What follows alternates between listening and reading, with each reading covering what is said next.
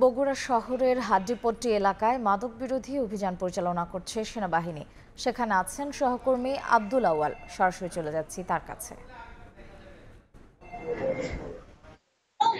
বগুড়া শহরের হাড্ডিপট্টি এলাকায় রাতভর সেনাবাহিনী মাদক বিরোধী ব্লক রেড অভিযান পরিচালনা করেছে এবং এই অভিযানে কিন্তু এখন পর্যন্ত বিপুল পরিমাণে মাদক দ্রব্য উদ্ধার করেছে সেনাবাহিনী। বিশেষ করে জোলাই যে মদগুলো রয়েছে, যেগুলো দেশীয় মদ হিসেবে পরিচিত, প্রায় 2200 এবং 6 থেকে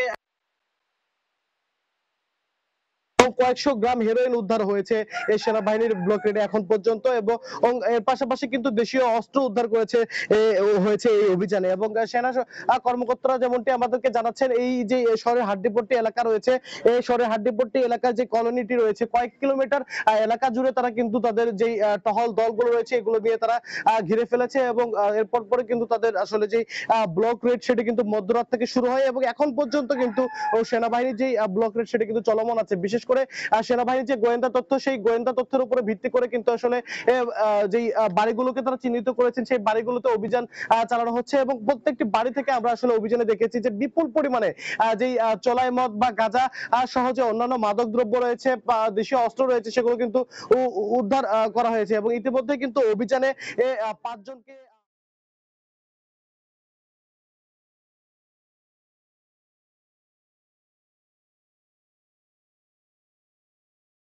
আমাদেরকে বলছেন যে অভিযানের বিষয়টি টের পেয়ে কিন্তু অনেক বাড়িতেই তালাবদ্ধ করে কিন্তু আসলে যারা মাদক কারবারি রয়েছেন তারা কিন্তু চলে গিয়েছেন। তবে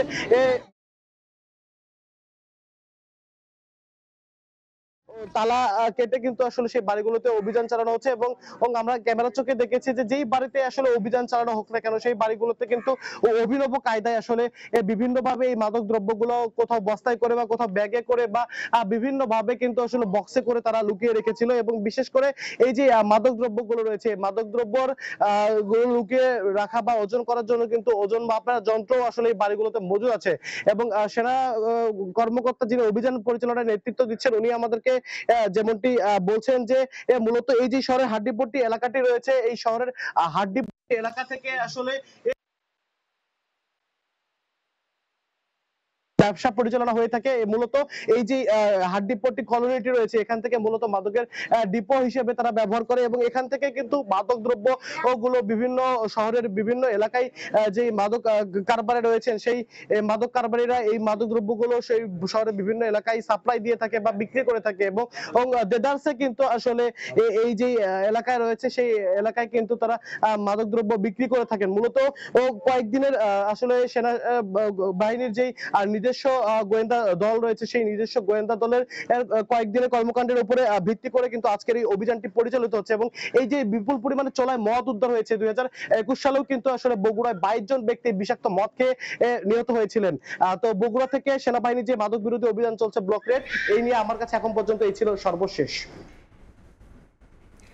সেনাবাহিনীর মাদক বিরোধী অভিযানের সবশেষ জানতে সরাসরি ছিলাম বগুড়ার হাড্ডিপট্টি এলাকায়।